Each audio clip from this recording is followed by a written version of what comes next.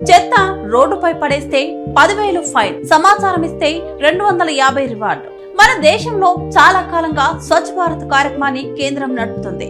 దేశాన్ని శుభ్రంగా పెట్టడమే ఈ కార్యక్రమం ఉద్దేశం. ఇందులో భాగంగా బహిరంగ ప్రదేశాల్లో చెత్త పడేయకూడదన్న అవగాహన కార్యక్రమం కూడా నడుస్తోంది. అయినా కానీ ప్రజల్లో మాత్రం ఏమాత్రం పెద్దగా మార్పు రాలేదు. కేంద్ర రాష్ట్ర ప్రభుత్వాలు కోట్ల రూపాయలను ఖర్చు చేసి పెద్ద పెద్ద చెత్త కుండీలను ఏర్పాటు చేసిన ప్రయోజనం మాత్రం పెద్దగా లేదు. చెత్తను చెత్త కుండీలోనే పడేయాలని పదే పదే చెబుతున్నా ఇంకా జనాలు పద్ధతి మార్చుకోవడం లేదు. చెత్త కుండీలో చెత్తను వేయకుండా దాని పక్కన పడేయడమో లేక బహిరంగ ప్రదేశాల్లో చెత్తను పడేయడమో చేస్తుంటారు. దీంతో రోడ్లతో పాటు బహిరంగ ప్రదేశాలు చెత్తతో నిండుకొని పోతున్నాయి. అయితే దీనికి చెక్ పెట్టడానికి కర్ణాటక ప్రభుత్వం వినూత్న కార్యక్రమానికి శ్రీకారం చుట్టింది. ఓ చేత్తో చెత్త పడిస్తున్న వారికి భారీ ఫైన్ వేస్తూనే మరో చేత్తో చెత్త పడిస్తున్న వారి వీడియో పంపితే వారి